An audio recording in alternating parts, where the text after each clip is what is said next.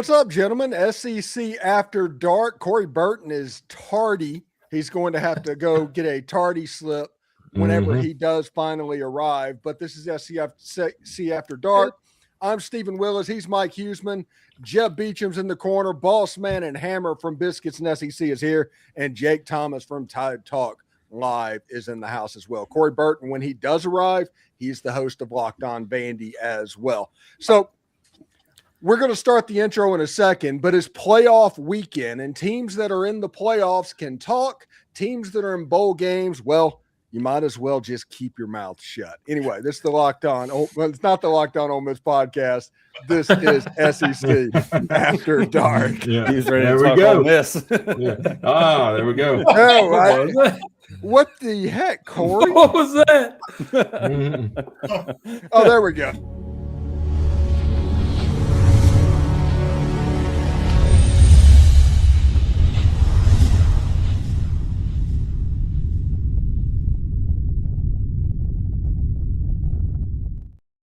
Corey's just having angry pop parts.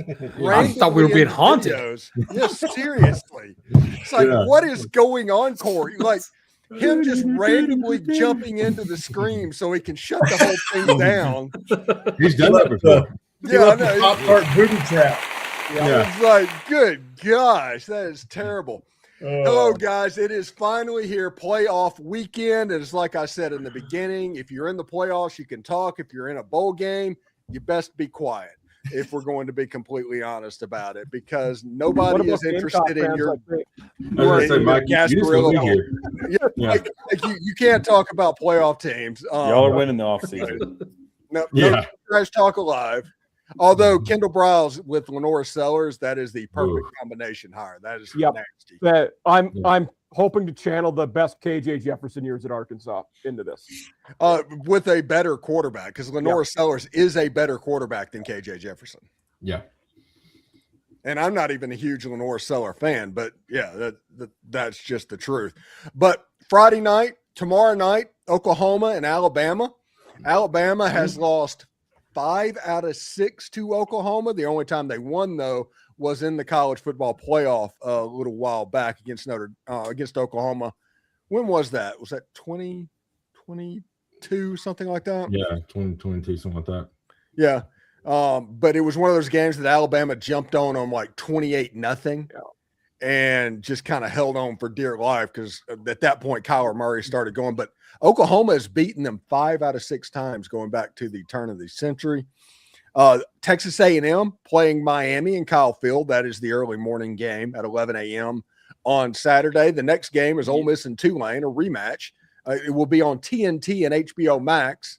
At least it's not on the CW, I guess, but it will be on TNT right after whatever Noah Wiley show is the latest thing to be released, maybe The Librarians or something like that. And the later game is Oregon and James Madison, which I think Ole Miss dodged a bullet by getting Tulane instead of James Madison, because I do think James Madison is at least explosive. And that game is going to be played in torrential rain where there's a legit flood warning in Eugene going on, like on Saturday. So. Yeah. Yeah. And rain in the TNT, rain in the Northwest. What? Who'd have thought? No, did y'all see there's some guy who's a James Madison fan who's taken a train from DC to Eugene, and he's been like posting on Twitter and stuff, and he's stuck somewhere in like Montana because of this rain snowstorm. We saw 1923. No. No.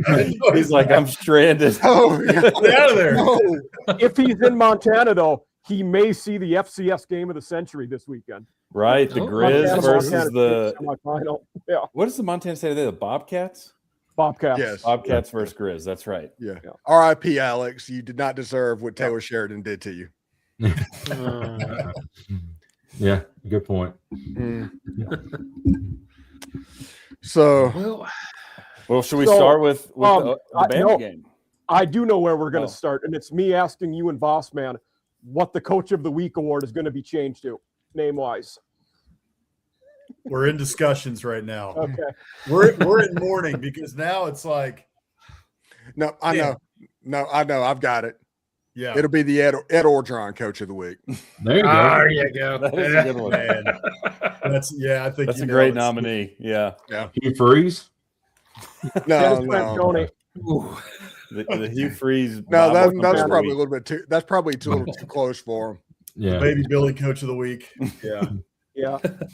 Yeah, No. it's got to be someone we kind of like, and I sorry, I just don't really like Sam Hugh Freeze. Pittman's not a bad one, and he's out of the game now. Yeah, the Sam Pittman Coach of the Yeah. Week would work Yeah. too. Yeah, that's right. Yeah. Turn that damn jukebox on. Do love Yeah. Sam. Do love Sam. Yeah, Yeah. that's a good one. He's a little similar to Muschamp too, in that he's a longtime coordinator. Had a head coaching job. Muschamp had two, but he at least had an SEC head coaching job. Had a little bit of success and then fell off. So man, Pittman might be a good nominee. Yeah, those are some good ideas. Yeah, we'll have to think about it because I was pretty heartbroken when I saw that news. Surprised, like we talked pre-show. I couldn't believe that Kwiatkowski got axed. I mean, they weren't even bad on D this year. You wonder if Not at all. Yeah. No. Oh, they were good. I mean, Sark should have hired a play caller Awful. before he fired Kwiatkowski because the offense has been it's not bad, but if you're looking at a side of the ball that has let them down the last 2 years, it's been offense. Mm-hmm. Is Sark going to recruit over Arch this off season to try and replace him? Is he going to Spencer Sanders him? no. I don't think I so. can't imagine they do that He to played too Manning. well the last month to do it. It was a Yeah. talk I had early in the year on one of my shows. Now he was really good the last month. Yeah, he was. Yeah. I agree. I think and he made the announcement, right? Like, I'm coming back. I'm not going to the NFL. Like where were you going? Yeah, right.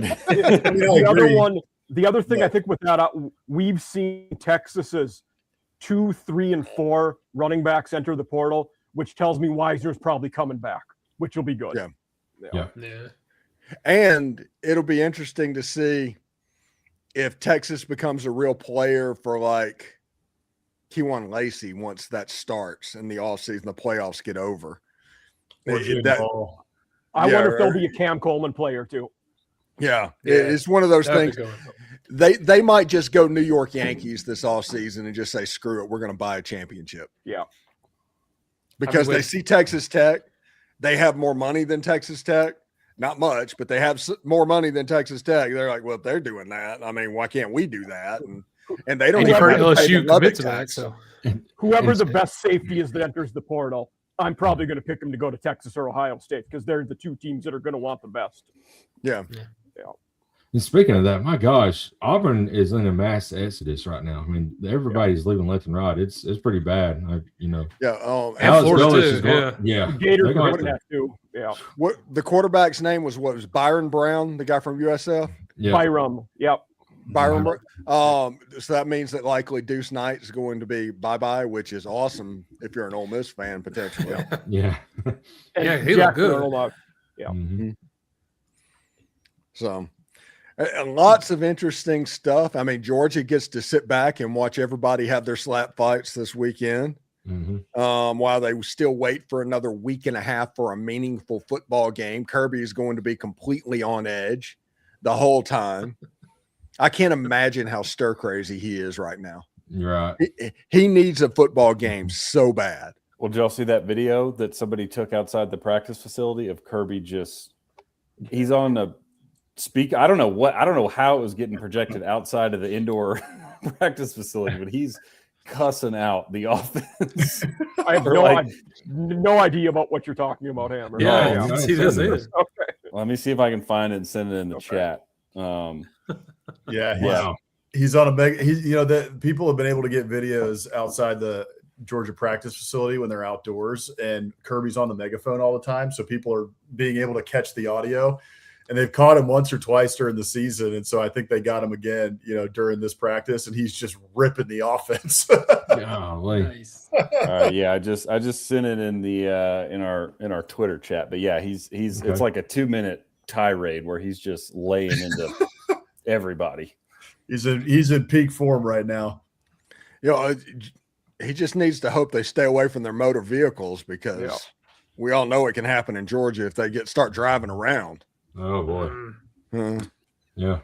Out of I saw control. Rogue program. Someone did like it was a fake playoff game promo, and it was Georgia, but it was just like someone inside of a Grand Theft Auto, and they're going like with people and stuff. Already Man. scary enough driving through Atlanta without Georgia fans on the road. No Or kidding. players, I mean. Yeah. And Georgia just better not realize that. I don't think they understand. If Ole Miss beats Tulane, there's going to be 45,000 Ole Miss fans at the Sugar Bowl. Yeah. It's going to happen. You're going to walk in and you're going to be wearing colored jerseys, and you're going to be the road team in that game. Same with Ohio State and Arlington. If A&M can beat Miami. Yeah. No, now Miami, you could play the game in the Orange Bowl, and Miami would be the road team. Yeah, it's true. But, True. yeah. Oh, But- Cassie. Who's this? Y'all see this? Oh, the Ohio Ohio guy. No, Ohio guy. Yeah. Yeah. Oh, Wow. that's why he got fired. I did hear he got fired. Well, Yeah. when the first thing came out, it was like, oh, well, he was drinking a little bit with coaches in his office. Like I was like, all right, that's like a $500 fine. Like, there's no way that this is the full story. Yeah. yeah. The thing about it is, do you remember that episode on South Park where they were talking about sex addiction? It's like, where's all these rich, powerful men? You know, they're doing that, and all these recruiting girls that are brought into these programs are in the top 3% of attractiveness on whatever campus they're in. These are not the first two people that have done this. Yeah. Stroh just messed up trying to fire his. You don't do that. Well, after he raised her salary by 250% over 2 years. Yeah. Did, Little suspicious. Yeah. Yeah, it's like, come on, man. did y'all hear what happened here in Alabama? The Moody High School, they won the state playoff and won the championship. And 10 of the players got busted for smoking cigars after their win. And they leveled, I mean, heavy fines on the teams. I mean, they've got Cigars? yeah. I guess they weren't 18 yet. Right. 4 Moody assistants, the head coach, and 10 players involved will be suspended from playing or participating in the Jamboree games and the first regular season game of 2026.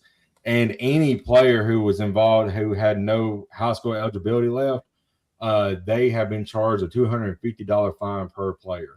Jeez. Yeah. Jeez. A lot of cigars. I don't think that's enforceable. I don't think so either. But In Minnesota, it would be because there's like a strict no tobacco policy for state high school league functions. That's so that's why crazy. you do it. Yeah. Adrian That is Peterson, when he was in high school, man, he had a full horseshoe. He was running around. I know. Right? Like, Yeah. they didn't care. No. Now it's just Yeah. Wow. And good God. Don't go to a Mississippi high school baseball game in the 1990s. Rick, no, I do not. Everybody thought they were no John mind. Krug. Oh yeah. We got the Lenny Dykstra Red Man. Yeah, You know? everybody was doing that. And we're like 16 years old walking around like that, making fun of the kid that was in 8th grade doing Big League Chew.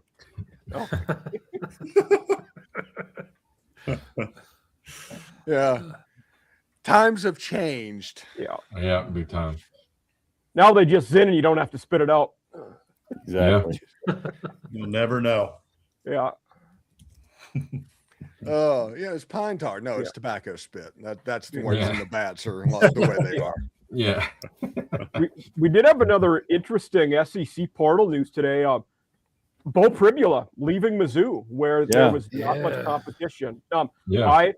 I talked to someone after that because it surprised me a little. My first thought was Pribula is going to rejoin James Franklin at Virginia Tech, which seems logical. But the dude I talked to said there have been under the radar rumors that Mizzou is interested in Dylan Raiola. Oh, This wow. would clear up that spot. Oh. Interesting. That might be one to look for. Yeah. Okay. Well, I mean, his man crush of Patrick Mahomes, that Texas Tech option is pretty much gone. Yeah. Yeah. Because Well, what's his name? Was it Brendan Sorsby or whatever? Oh, Sorsby's going there. Got it. Yeah. They signed his girlfriend, who was a volleyball player at Cincinnati, out of the portal. Yeah, makes sense. Yeah. Joey McGuire's playing chess. Yeah, right. These guys, I'm telling you, they watched Landman and they were like, holy crap, we've got money. Yeah. A ton of money. Yeah, I don't know though. Bo's style of play would fit in well at Tennessee. Somebody needs to call hype about that one. That's true. Tennessee will be in the market because Aguilar's done. So Yeah. Aguilar's, he's on the Diego Pavia track. Yeah, but we don't trying to know get if he's another going to year. get another year. I feel like they can't just risk not getting a guy. A guy I actually think Tennessee might. This guy was poor this year, but Aiden Childs at Michigan State, I think, is a guy that might end up being a Tennessee pot. And he has a cannon for an arm, so those long deep shots are what he does. He didn't do great under Jonathan Smith, but scheme-wise, I think it's a decent fit with Heupel. And speaking of portal, TJ Finley's back in it again for like the 13th time. Good stuff.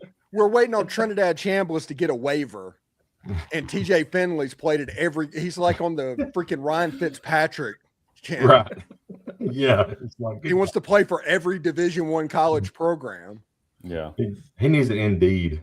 He needs to go to Indeed and just fill that out. Yeah. What's that? Like you better get ready to learn Indeed. Yeah. Well, going back to that Mizzou for a second, I mean, that's kind of a big gamble from Drink. He better close on Raiola or a really good quarterback, because if not, he'll get somebody, but that's giving up a starter for you this year who's going to go into the second year in the offense. Like that sort of thing. Pretty good. Mm-hmm. Pretty good. When he played, when he was hurt. Yeah. I was gonna say their season kind of fell apart when he got hurt. He was good. Well, I would say two things. I mean, one, Drink's done a great job in the portal, so I do trust him to get somebody that can play. But also, I mean, it's interesting that this comes on the heels of what he said the other day during that press conference when he's like, there's no such thing as tampering because everybody's doing it. Everybody's getting called. I mean, that's what he said. He's like, everybody on my roster is getting calls about going somewhere else. So whether it's Virginia Tech and Franklin or whoever, like Pribula probably got a bunch of calls. And I mean, it's probably pretty simple. Like he probably got calls with offers, took it back to Mizzou and Drink said, like, I don't know. And then he's like, all right, well then I'm out. Yeah. I also like what Drink said about the tampering stuff, where it's, you have to enforce the rules. Otherwise you don't have rules. Yeah. Was well said. No, and I get that. Tennessee did it with Nico, so I understand. Yeah. And if you're not tampering right now, with everybody doing it, you're losing. Yeah. It's either tamper or getting fired at this point. Yeah. Well, you're not being punished for doing it. So it's not cheating if everybody's doing it. Dabo's still taking a stand. We don't do that here at Clemson. Clemson, we do it the right way. We're not with nobody. And they're in the Bad Boy Mowers Bowl and right, exactly, or whatever. Versus Penn State, Clemson versus Penn State. Oh man! Admit it, that was the Final Four matchup for a lot of so-called experts in college football this year. They were going to compete for the national championship. Every single one of us thought those two teams would be in the playoffs. I did. Not saying they'd win it, but you all thought they'd make the field of 12. Yeah, absolutely. They would. Yeah. I mean, I thought Clemson would have won the ACC because they returned a lot of talent. Yeah. That one still doesn't make any sense to me. Just everything that they had returning, that defense looks so salty, at least preseason.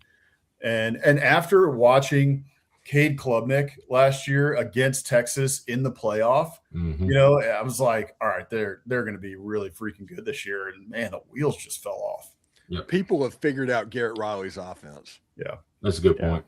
Yeah, well, that's not worked out that higher. I still think I've said this before, but I think that Dabo has a similar issue to Jimbo Fisher, which is that when Garrett Riley came in, first game they're playing Duke. Duke ends up beating them. Mike Elko's first game as the Duke head coach. And before that game, in the pregame, ESPN was talking to Dabo and said, what do you expect from Garrett Riley and his offense? Like, what do you think that's going to look like for you guys? And he said, well, we brought Garrett Riley in to run the Clemson offense. It's like, oh my gosh. Oh no. Like No, you brought Garrett Riley in to run his offense because he just took TCU to the national championship game. Like, enough of this Clemson offense thing, So I don't know if he ever had full control. Maybe he had a little bit of governor on his offense with Dabo tampering, but I really don't know. Like when Pete Golding took over at Ole Miss, everybody was like, okay, what are they going to do? What kind of offense are they going to run and all that? Pete Golding went out and got John David Baker, who was the offensive coordinator at East Carolina, essentially runs the same offense that Ole Miss runs. The structure of it, everything, even some of the calls are very similar to what's going on. And he said it was because so much of college football in 2025, 2026 is system fit because of the transfer portal and the quick turnaround of players, and you don't have the time to develop them slowly over time. And he needed to go find somebody that ran the offense that they run because they didn't have time basically to reinstall something completely different. Yeah. Right. And ECU turns around and makes a great hire. Jordan Davis, the old coordinator at North Texas, who was the best offense in the country. Yeah. Very good hire. Yeah. ECU is becoming the new Arkansas State. Remember back whenever it was Hugh Freeze and Gus Malzahn? Yeah. Blake Anderson at one point was there. Yeah. Brian Harsin. Yeah. Sorry, Auburn. Eli Griffith was there too. I'm fascinated to see. I think he did fine, but with the Kwiatkowski news today, I was kind of like, man, if I was Mike Elko, like I would hire that guy. You know what I mean? Immediately. Although Elko calls the defense, so Kwiatkowski probably doesn't want to do that. But I'm fascinated to see where Kwiatkowski goes because I would hire that guy in a heartbeat. Like, I think it was kind of a mistake to fire him. I think Will Muschamp's a good coach, but Will Muschamp, Hank and I were talking about this earlier today. Will Muschamp, as much as we love the guy and he's done a lot of great things on the defensive side of the ball for a long time, he hasn't been a day-to-day coaching defense for 3 years, 4 years now. He's been a big step back. Yeah. And Kwiatkowski's had very good defenses for the last couple of years. In fact, I looked it up. Last year in 2024, total defense, Texas was number 3 in the country. And they were top 40 this year. And you're going in next year with, a loaded roster. Like, what? The move is just a little puzzling to me. Yeah. I'm surprised even on Will Muschamp's end. Yeah. And one of the reasons they gave for doing it was recruiting. So you're going to get somebody that hasn't recruited in 5 years? That makes no sense. And he was a good recruiter, but I'm surprised. From what I understood, he was getting paid well to be an analyst. I thought he was happy doing that, but because I know we talked about it a little bit when Tennessee's was looking for a defensive coordinator. People were saying, Will Muschamp would be a good hire, but he doesn't want to do that. He didn't want to leave there. Plus, Tennessee doesn't want Will Muschamp anyway. That's a personal thing. And you know how our fans get when they get personal about stuff. But ask Graciano. Really? Yeah. They want that anyway. But honestly, I honestly looked at it and thought, he's happy where he is anyway. He's not going to leave.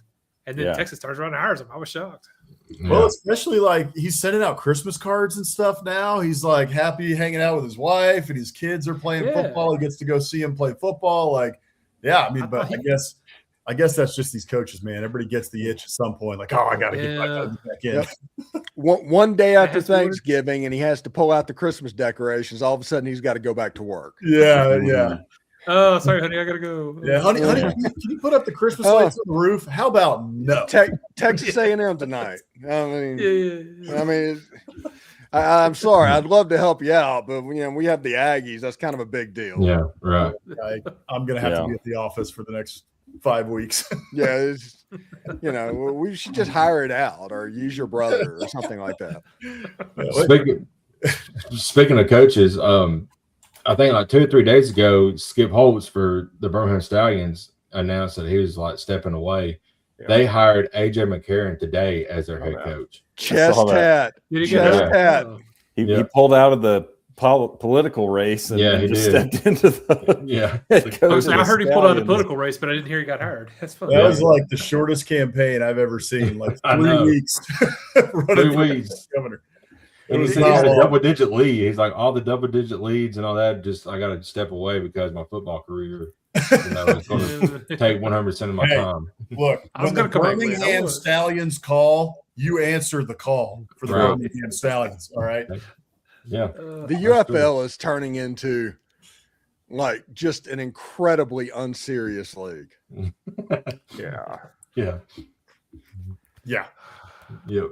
I said that on the show last night. It's like, more football is always good.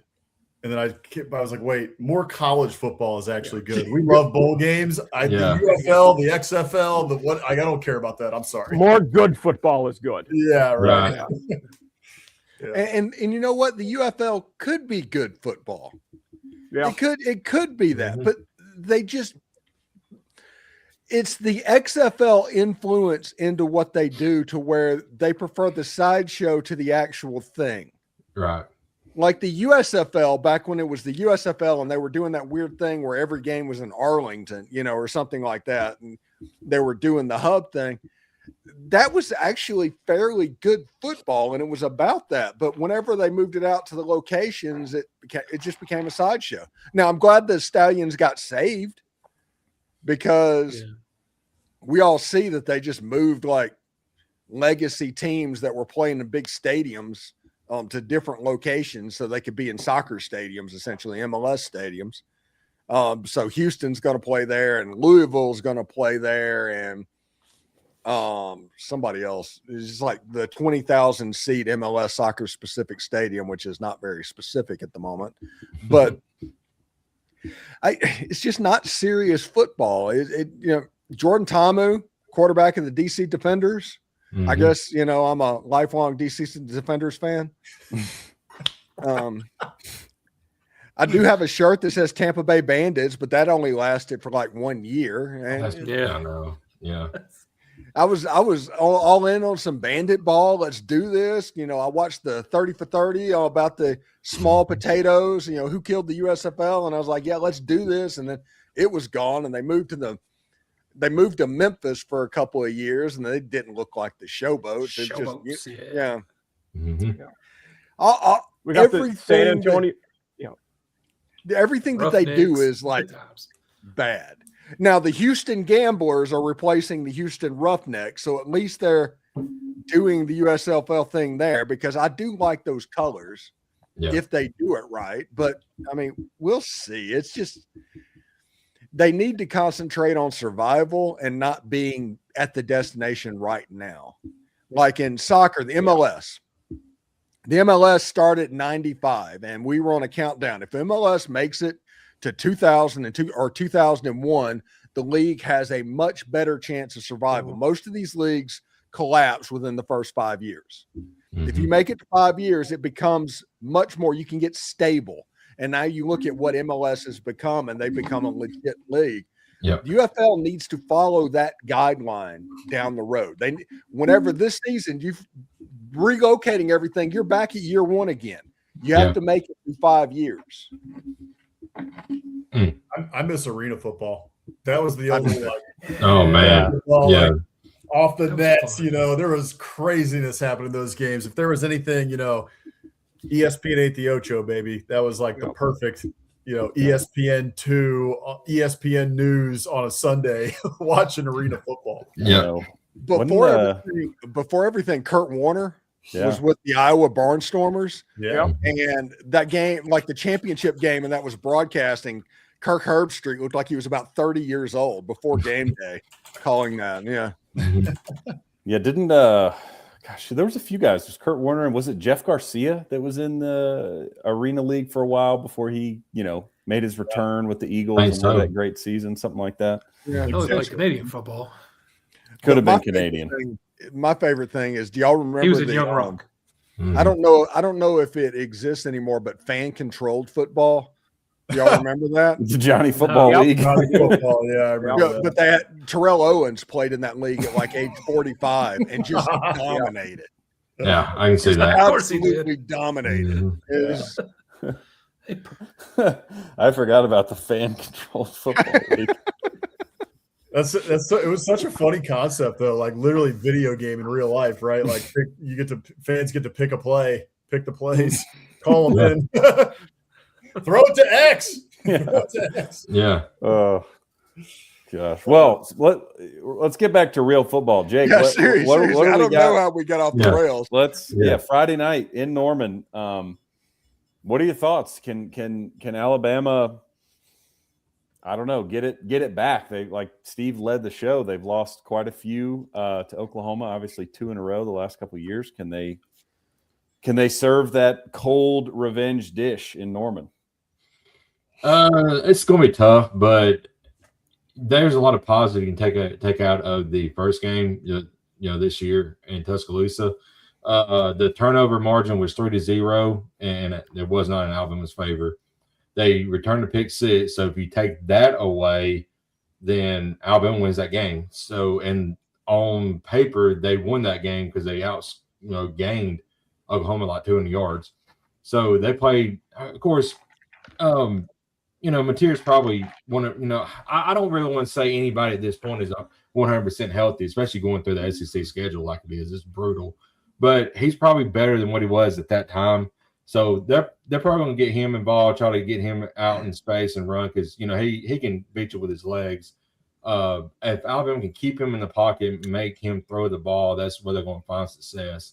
But one thing me and Stacey talked about in our preview show, if you turn the ball over on your side of the, at my God, half the field at the 50-yard line, their kicker is going to make the kick no matter where it's from. So he is pretty automatic. So Alabama's got to win the turnover margin. They've got to get stops and they got to find the end zone. That's the big key for this Alabama offense right now is just find a way to score.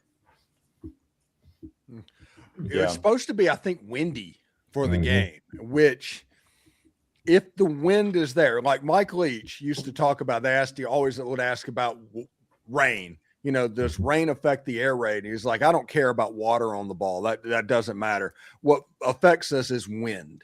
Yeah. And if it is windy in Oklahoma, Alabama is a passing team, and Oklahoma is a team that has the ability to turn you over, and Alabama can't run the ball. If Alabama could rely on a run game and they could do the run game and defense and win a 20-14 game, I would be confident in Alabama being able to win the game. But if Alabama can't run the ball, if it can't get to 2nd and 6 and get it under 3rd and 5 to convert, Alabama is going to be in trouble in this game because of the wind. That is one thing that I am going to be paying attention to. We are looking at significant wind. 16 miles an hour with gusts up to 35 miles an hour. Nice. When you get over 20, that affects the ball. Yeah, sure. Right. Even in the passing game, downfield passing game, that's going to affect the ball. Man. It's like a gift from God to the Oklahoma Sooners, honestly, if we're going to be honest about it. Who are one of the best pass rushing teams in the country anyway. And their best pass rusher's back. So he didn't play the first game. I was about to say, that kind of makes you worry that Oklahoma's pass defense, those defensive ends on the outside are going to be able to just pin their ears back and just let's go, Yep. The most important player in this game is Jam Miller. And he's playing, so that's good. Yeah. I mean, at the same token though, I would agree, wind does not bode well for Alabama because they need the passing game, but what does Oklahoma do on offense that's good? Like when Mateer's been healthy, they've moved the ball decent enough. Up there. Yeah. And I'll be interested to see if Oklahoma can do healthy. Oklahoma can do one thing offensively that Alabama is susceptible to, and that is the quarterback run.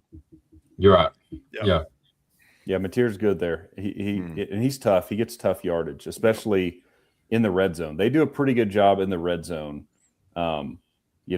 given how bad their offense is, generally speaking. And you can just whisper, the winner of this game has a really good chance to make the national championship game. I mean, I honestly don't matter if it's Alabama or Oklahoma. I think they match up well against Indiana. Both teams do. And then, Oklahoma's a tough matchup for Indiana. Yeah. So, I still think we're under that Indiana defense is for real. They showed us against Ohio State that they are top notch. Yeah, they're good. Don't They're discount good. the Indiana Hoosiers here. Did y'all see? Just speaking of Indiana, real quick. I don't know if I got AI'd or faked out, but there was a defensive lineman for Indiana that got hurt after the Big 12 championship game, like jumping Was up that and down the one celebrating. Mm. Yeah, I saw that. Did that too, actually like a high happen? five. I haven't heard anything about that. Okay.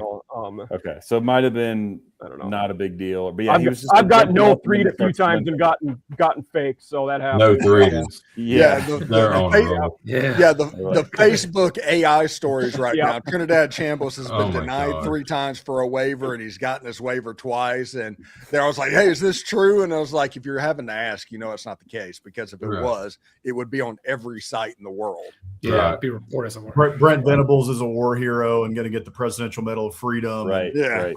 Yeah, he's saying "God bless America" at the press conference or whatever. Got awarded the FIFA Peace Prize. Yeah.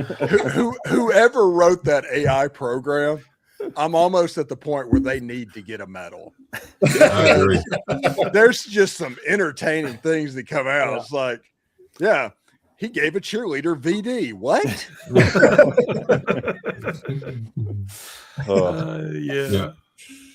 Yeah, good stuff. Hey, so Hamer, you're the only other one other than Jake and Cassidy picking Bama. Why do you think Bama gets the win?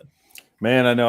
I think I told you this after our show, but we had a guy on last night from the 3 Technique pod, and I asked him to talk me off the Alabama ledge, picking them to just go in there and win, and he did a good job. So I'm sort of second guessing, but I'll stick with my original guns. And it's kind of what Jake just brought up. It's like, man, you go back and look at that game, and I know it was in Tuscaloosa, so this would be a different environment, but Alabama doubled them up in yardage. Like, Alabama moved the ball well. You lose the turnover battle 3-0, and one of those turnovers is a pick 6, and you lose by 2 points. Like, it felt like they had that game, and, it was funny, in our conversation last night, I used the quote from Breaking Bad of Jesse, like, they can't keep getting away with this, meaning Oklahoma's defense can't keep scoring touchdowns every week like they did against Tennessee and Alabama. But then our guest fired back, and he's like, the quote I keep thinking is, how many times do we have to teach you this lesson, old man? Because that's just the Oklahoma defense. Like, they're just that good.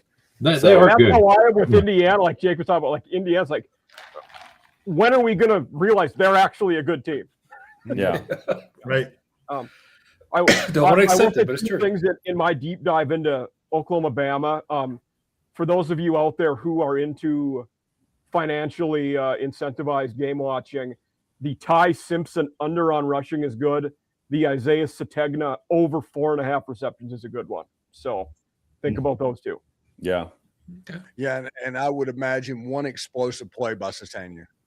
I was going to say that's the thing I'm watching for. Like the one thing the Oklahoma offense does well, John Mateer quarterback run. The second thing they do well is shot plays to Isaiah Sategna. So watch out for 1, maybe 2 of those plays. If they get up to 3 of those plays, they're winning this game. Yeah, they're going to wait until Oklahoma gets in man coverage. Whenever Mateer knows that, they're going to run a mesh concept, do a pick play to Sategna over the middle, and really get out the gate. Because if he gets in the open field, you're not catching. He's gone. He's gone. Yeah. Was And it I the think Auburn game where they did the one where they tried to hide him and then he came on late and they had to apologize. Was that Auburn?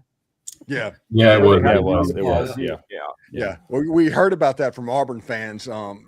Let's see. When was that game? About 2 months ago. So we Hugh Freeze is still talking about it. If the refs hadn't called these, Hey, Jackson Arnold, he got fired because Jackson Arnold wasn't Jackson good. Arnold got him fired. Yeah.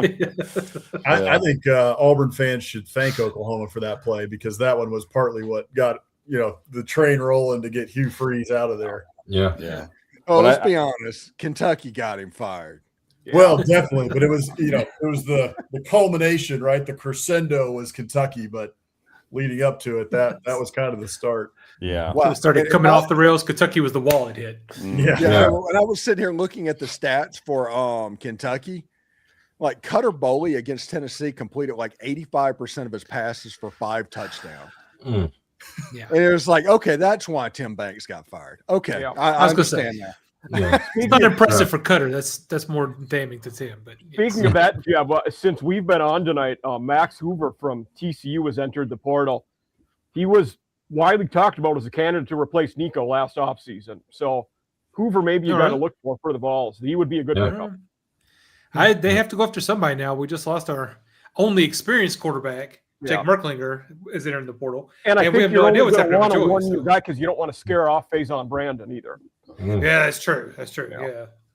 So they're not going to go after like DJ Lagway or somebody, but somebody that's 1 year left. I mean, he's probably a one-year guy too, but Do y'all think does Lagway end up in the SEC? I think Lagway ends up at LSU. Yeah, I do too.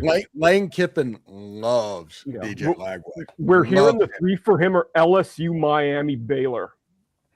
Yeah, I was just saying I could see Baylor or So what Steve said, I think either Sam Levitt or Lagway ends up at LSU. One of those two is probably their guy. Yeah. I was thinking Sam Levitt. As soon as that name entered the portal, I was like, I could see LSU for that one. Makes a lot of sense. And Florida needs a quarterback too. Yeah. I wonder with them, does Darian Mensa leave Duke and go there? Because he was with Summerall at Tulane before.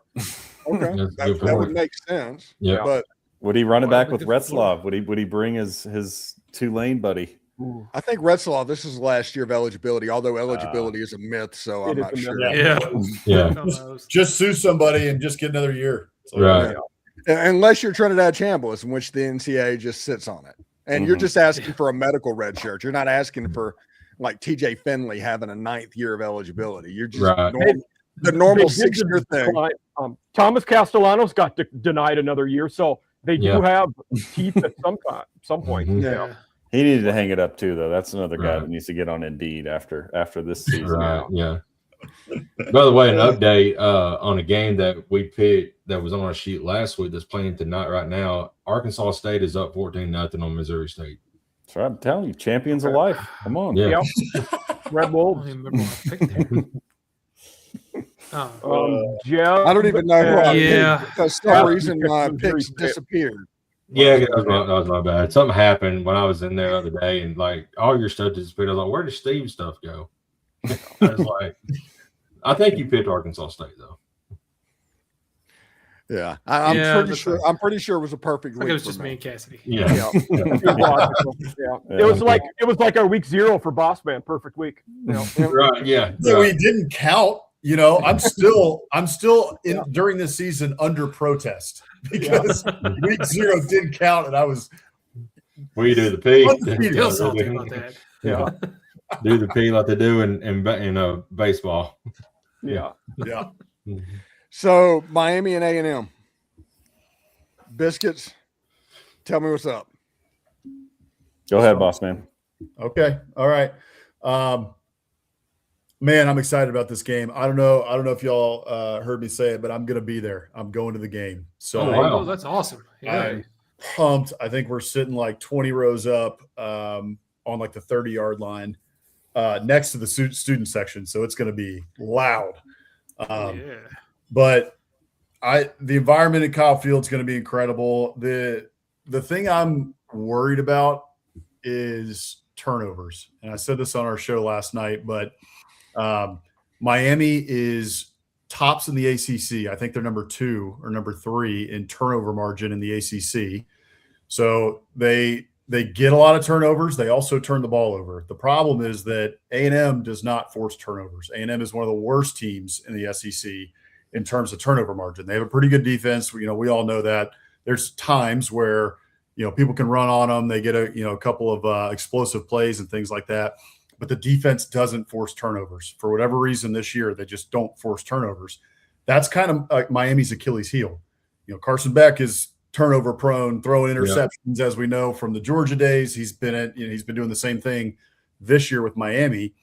But on the flip side, Marcel Reed also has issues turning the ball over. So if that's really my one worry in this game for A&M is that we're not going to be able to force turnovers, and that, you get bad Marcel Reed. Good Marcel Reed is really freaking good, but bad Marcel Reed it comes in clusters. It like comes in threes, what happened with Texas, what happened in the first half against South Carolina.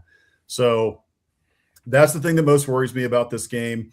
I do think that being that also goes for bad Carson Beck. We see that sometimes too. That's true. Yeah. That's true. So, our guest last night, Garrett Turney from 3 Tech Pod, he made a really good point about Miami's offense, and he looked at their, it's what's the kid's name? The Tony. receiver. Malachi Tony. Thank you, Malachi Tony. So Malachi Tony, he is by far their leading receiver, and I think he has outgained every other receiver they have on the roster. So combined, like in the next couple combined, he has outgained them. So he's like their guy, right? He's their offense. So A&M has pretty solid corners, and if you only got to bracket him, and that's what you really have to worry about, I think this A&M defense has a really good shot. And the big thing to me too, last thing I'll say, I'll let Hammer go, is Le'Veon. A&M is very healthy right now. This is, for going into the playoff, they're as healthy as they have been in years in terms of the overall roster, which is huge. And that includes Le'Veon Moss. Le'Veon Moss coming back, if he really is healthy and not just a decoy, he's going to be the X factor because he's one of the best backs in the SEC when he is healthy. And if you've got that guy just running downhill on you and pounding the rock, I think A&M has a really good shot. Yeah, I feel maybe a little irrationally confident because I think Miami is perfectly capable of winning, especially if A&M turns the ball over. I think what gives me confidence here is, it's interesting, like looking at these teams statistically speaking, they're pretty similar, right? They, have a quarterback who's capable, can make good plays, big plays downfield, also a little turnover prone. They both, don't give up a ton of sacks. They both get a lot of sacks on defense. So they're fairly similar, but I like two things the most in this game. One, just it's at home for A&M. And two, I like Mike Elko as a coach a lot more than I like Cristobal. I think if this game is close, we've seen Cristobal make some pretty boneheaded decisions in tight games. So I think the coaching edge is with A&M in this game. So, I obviously, big surprise. I like the Aggies, but I do think those two things, go in A&M's favor for sure. I will say this has a chance to be like one of the epic 4-minute offense collapses by Mario Cristobal. Like it could go down in the history books. Yeah. Because this is a coach that not once, but twice has lost games because he refused to kneel the ball down. Yep. So we're at the point where coaching actually matters, game managing actually matters. And I am worried about Texas A&M and Colin Klein and everybody being distracted as going up to Kansas State. I am a little bit worried about that because Miami defensively, they can get after you. They're really good. So it's interesting. This is one of those situations. Kyle Field's going to be difficult to play. It's going to be loud. Give me the home team in this one. It's basically a pick 'em. In that case, give me the home team. I'm picking A&M. No shot that I honestly I don't think there's any shot that Miami wins this game. Because Texas A&M, Mike Elko's defense is going to have Carson Beck in little hell all game. Yeah, just get him to third down. Get him to third down. I'm on A&M. As the closer we get to the game and the more I dive into it, the less certain I am in that pick. I think Miami does things that can give them problems. That defensive front is very good. Reuben Bain will be a top 3 pick in the draft. But in the end, I think A&M's ability to do multiple things on offense and just being at home, I think will put them just over the edge. But I think we're dealing with a one-possession game. Yeah. Voice of God going with Miami in this game. She was the only one. So that makes me nervous. Yeah. What does she know?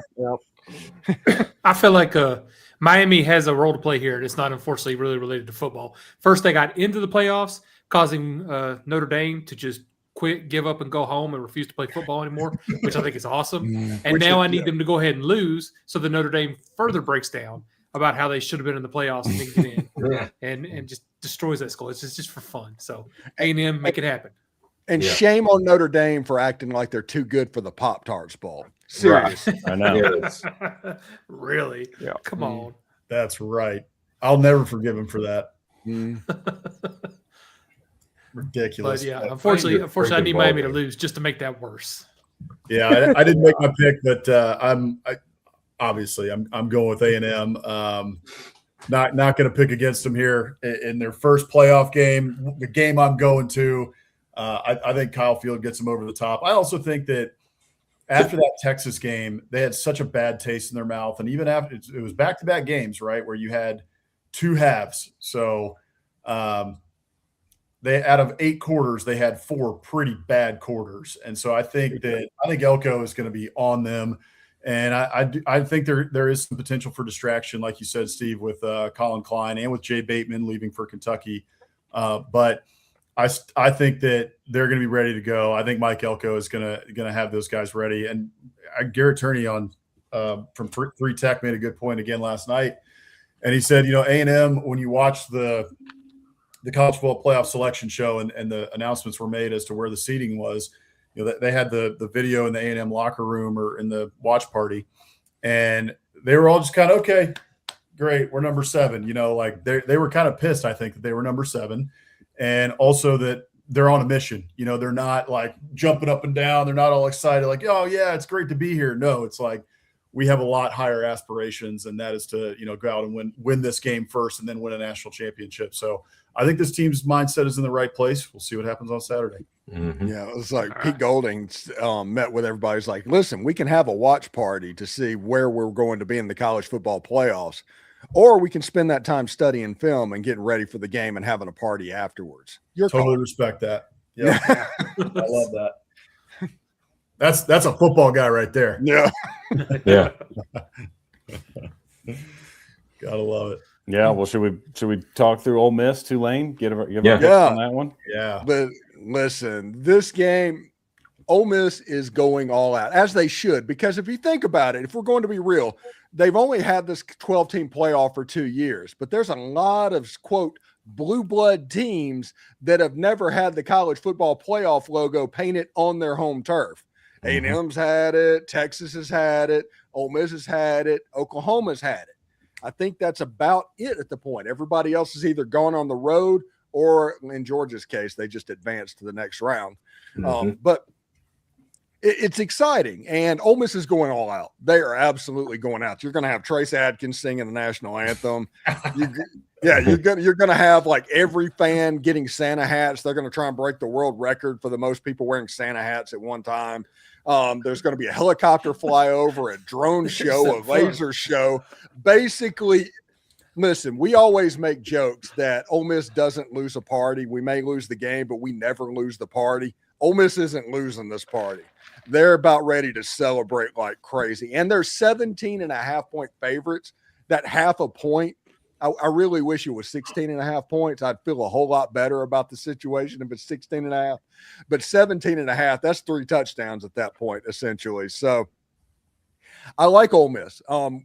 Tulane and Ole Miss, if you look at the matchup, Ole Miss has a better offensive line than the Tulane defensive line. Ole Miss has a better defensive line than the Tulane offensive line. And Tulane is south of 120 in pass yards allowed this season. You put all 3 of those things together, that's not a good look and a good recipe to win a football game. I think the game, the more I look at it, it's trending towards the first matchup. I don't think that Ole Miss is going to cover just because they have played one game in like the last 4 or 5 weeks against Mississippi State. I think there's going to be a little rust. There's going to be a little bit of a slow start. Give me the Rebels to win the game. I think I'm going to take Ole Miss to cover this game because I'm not going to write Tulane in that block. I just won't do that. But I do think that this is a little bit of a landmine for sloppiness early on as Ole Miss knocks the dust off Trinidad Chambliss. Ole Miss wearing the classic navy blue uniforms that you would like see Ole Miss from 20 years ago wearing. Fantastic, great look. And just remember, everybody that's watching this, the chances of Ole Miss wearing powder blue jerseys in this playoff run is next to nil. They're not going to do it. It's going to be all classic uniforms if they can. I think that Ole Miss, if they get to the Sugar Bowl against Georgia and have to wear the white jersey, they might have the powder blue numbers white jersey, because I think they threw away the red jerseys. That's literally the only road jersey they have at the moment. So I am a little bit concerned about that, but ideally I think Ole Miss wants to wear things that doesn't have the Kiffin stink. That's what they're trying to avoid right now. And they've got the navy helmets, navy jerseys, gray pants against Tulane. It's going to be a great look. That uniform game is going to dominate the first round of the college football playoff as far as aesthetics. And Steve, you're saying they probably come out a little sloppy. I'm hoping it's the opposite. I hope they come out and just with everything that's been going on, with everything they've gone through here recently, I really want this team to come out and just play their hearts out, just destroy Tulane. Not because I have any animosity toward Tulane. I love them, but I think Ole Miss deserves it. They need to come out pissed off. They really do. Yeah, I want to see that so bad. Now, for my part to help out, I'm using the my luck thing, and I picked Tulane. That's my way of trying to give you a little luck. So you picked Tulane. I picked no lane. There you go. Yeah. And just to clear, I only picked them to cover, not to win. Very good. But no lane. I like it. I like Tulane to cover this one. If you're giving me 2 touchdowns, a field goal, and a hook in a game where you have lost your head coach, it's been a busy last month for Ole Miss. I think they win. But not only I don't think they cover, they don't care about covering. They're not going to look at this and say, we have to win by 18 points. They're going to be, we just got to get out of Dodge and make it to the next round against Georgia. That's all you got to do. Corey coming in with 3 minutes left to go in the show. 3 minutes to go, and he just wanted Corey, get the hell out of here. Corey. Corey. At least it didn't end the show like normal. That's all he did. He came in here to end it. Right. Bring in the closer. Bring in the closer. And nuked. Inner Sandman. It's time to get the save here. That's good that Corey's in here, because after the show I can tell you all the news that I found out potentially coming on that I mentioned in the chat earlier, but we'll do that in just a second. Nice. Oh, okay. Y'all at home, y'all don't get to know that. Very good. Top secret. We're gonna treat it like a Lane Kiffin press conference and not say anything of importance. There you go. All right, so give me the quick 60-second rundown. What do we miss? See, I'm all dressed up and everything too. I just came from a Christmas party. We're just we're gonna start the show over. We got a whole nother hour with you. So let's do it. Yeah. I'm ready to go. Boys. Texas A&M and Ole Miss I think is where we are right now. Yeah, we're pretty SEC. The only playoff game we haven't talked about yet is Oregon JMU. Do we need to talk about that one? That one's going to be a bloodbath. Oregon. JMU's going to cover. If it's the deluge that is forecasted. All right, so I got an hour. So 2.5. Yes. True. Yeah. All right, I got an hour, so I'm going to give you guys my picks. Yeah. Another game that we have on here that is we all picked UNLV, but I just went back to almost I think all the way to like 2017. But when Ohio plays in a bowl game since 2017, they're 5-0 in them. So, not with the fired coach. Not with the fired coach, but still. No. The whole thing with the coach. Tim Alvin was a very good bowl coach, though. That you are right about that. He was fantastic. Yeah. Which, by the way, I think it was Mike Farrell was on Sirius Radio this morning and said that the Michigan stuff it was just the tip of the iceberg. Yeah. So apparently there's more. So all right. Yeah. Wow. Yeah. Okay, real quick. I this is not an SEC Big Ten thing. So if you're a Big Ten fan watching this, I'm not picking on the Big Ten. How come these scandals? But you probably are going to, based on how you frame it. Right. I'm going to ask a legitimate question. There have been probably 5 major scandals that have happened in the last 15 years, and every single one of them, you have the teacher at Michigan State. You have Jerry Sandusky at Penn State. Mhm. You have this going on at Michigan. I Mel mean, Tucker at Michigan State. yeah, Two at Michigan State. You had the Larry Nassar. it might just Yeah, mean two at more in Michigan. the SEC, but the scandals certainly do mean more in the Big Ten. Jeez, they Well, know how to scandal in the Big Ten. Didn't Jim Tressel do something at Ohio State to get fired too? You know, That that was was like tattoos or tattoos. something. Yeah, Yeah, that's right. when you look back Another of it, Ohio State, they might as well been playing in Boy Scout uniforms. Yeah, I know Jake wasn't talking about Mike Price when we were talking about scandals here, so Yeah. let's not say the SEC's. Yeah. No. Well, Mm. technically, Mike Price was like the coach of Alabama for like 30 days. So I don't that's think more he of made a that Washington long. State scandal. Yeah. You also forgot Zach Smith and Urban Meyer at Ohio State. Oh yeah, the burner phone. That one. Well, Urban Meyer at Florida in 2008. I mean, it was Well, Tim Tebow, the choir boy, that got all the press. Then you look back on it, it's like, holy cow! I was gonna say he was covering for some stuff. we've had our issues here in the SEC. There was one at Ole Miss with some guy that he was making some phone calls or something. I think that was. Oh yeah. Might have That been. sounds familiar. Are you talking about Coach Rub and Tug? Yeah. Hey, And Brian Harsin. I was about to say Brian Harson's the other one. Like, Yeah. No, If they you have made any- that up. The boosters made that up. There's the booster. Yeah. if you have any That's issues, true. email Scandal. compliance at Ole And it Miss. was one of, it was one of those things on the Brian Harsin thing when they put that picture up. Brian Harsin probably had to consider, well, should I say yes? Should I say that it happened? Yeah, right. I mean, he said, I don't know. They might give me credit for that. Yeah, seriously. I might get a couple of recruits off this. For a good chunk of this season, Arkansas had an interim coach. What about the last time he was coaching at Arkansas? I remember a press conference with a scraped face and a neck brace. Oh, that was And the fantastic. neck brace, Yes. God, that was Yes. so great. Oh, yeah. Yes. But those are SEC scandals, and they're fine. This isn't like the Jerry Sandusky and all of Right. that stuff. It's a different level. Like There the is. thing that went on at Michigan State, the reason they don't talk about it is because it happened at Michigan State.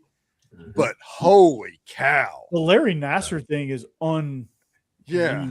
awful. Yeah. Like that's like that's a whole nother level of just evil and deviant. Yeah, and- it's just I mean, him and Sandusky will both never get out of jail. Right. Yeah.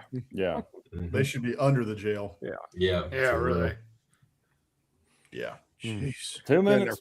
they're in their- 3 minutes. Ended on a high note. yeah, they're both in their filming private episodes of Oz. Oh, Oh man. All right, in stream. Guys, We made that joke earlier too. like the last time I popped in. Yeah. Steve, I know randomly there has, stop to the have, screen. there has to have been a Mississippi State scandal in the last 2 decades that you can tell me about. I can't think of one, but there has to be.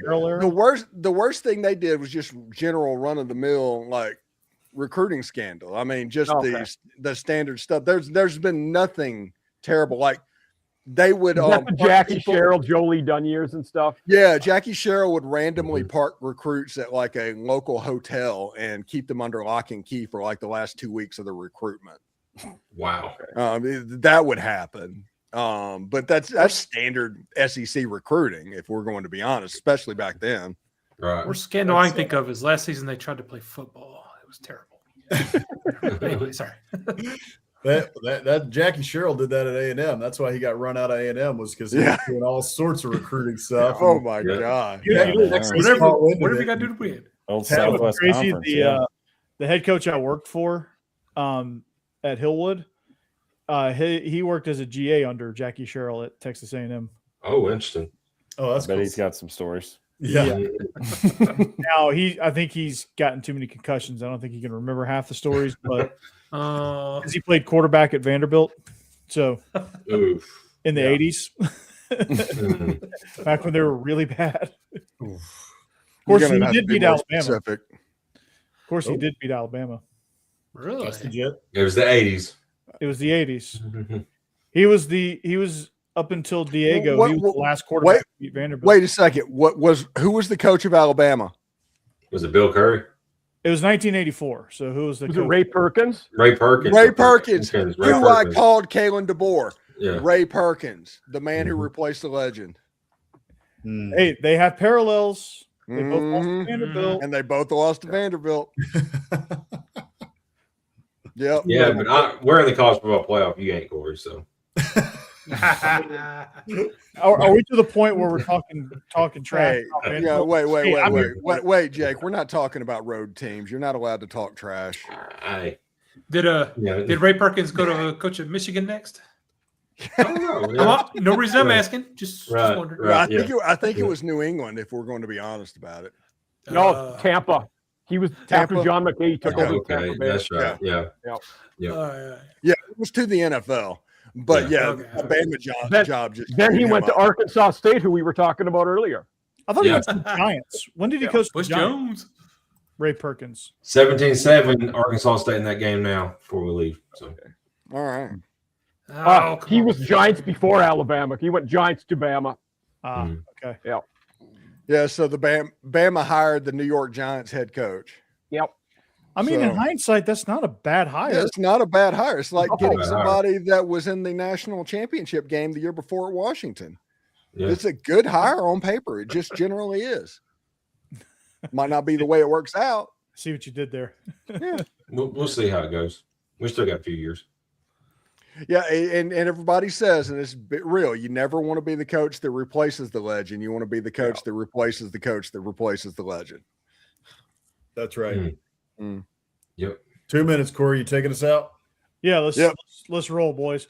All Let's do right. it. On my way out, I'm picking Oklahoma because there's forecasting 40-something mile an hour winds, I think. We talked about that. I'm sure you guys did. Mhm. And that favors Oklahoma in that regard. And I'm picking A&M. So gig 'em, beat Miami. And with that, this show is outstanding. Yeah, pumping. Well, you got to make an Ole Miss pick. Make an Ole Miss pick. Yeah. Do I have to? Like, you're going to beat the hell out of Tulane. No, we're Right. picking the spread, not the teams. We're going to Yeah. the spread, You're gonna not beat the hell out the of teams. Yeah. I mean, It's that's no not, lane versus Tulane. Yeah. Tulane versus Tulane. Yeah. It's good. Like that's not even worthy of it's a given. Now the next game, you're not No, gonna it's not a given. We have people on both sides of the aisle here. with Well, point spread, y'all not picking Tulane to win. You're just picking them to cover. So Yeah. Yes. it's different. What he I said. think they're gonna roll. dude. I think there's a very legit possibility that Ole Miss could win the game 38-24, which that's a Tulane. Just cover. not. Yeah, it's Tulane cover. Just watch my everyday or all access video. Ole Miss is gonna roll. Yeah. Dude. Yeah. Part of my No in kidding. picking the two heavy dogs, Tulane and JMU to cover, I'll probably get one wrong. I feel like I have a good shot of one of them hitting though, because I think one of the big dogs covers with just the number of Maybe points. JMU with that torrential downpour. Pick against the big spreads, man. Yeah, With- 21 and a half. With coordinators split, Will Steins at Kentucky, Tosh Lapoy at Cal. Yeah, good point. Yeah, I mean that's the one I would go with. I mean, I just Yeah. because Ole Miss, it's a rematch with Tulane. Like if they didn't play each other earlier in the year, I might go with that. But they played each other, and Ole Miss ran it up on them then too, Right. and they struggled. I don't think they're gonna struggle this time. Kewan Lacey wasn't the Kewan Lacey that it's there now. And Nope. Trinidad wasn't Trinidad yet. Yeah. Mm-hmm. He was still Jackson Arnold. I'm telling all the Georgia fans that are listening to this, if Ole Miss is your opponent in the Sugar Bowl, you will be the road team in the red jersey. Yeah. Now Georgia does travel well, so Oh, it's not going to matter. Ole Miss is going to put 45,000 people in that dome. Mm-hmm. all right. And with that, And with that, that is Stephen Willis, actually, the host of Locked On Ole Miss, again, and he's got like 47 million subscribers.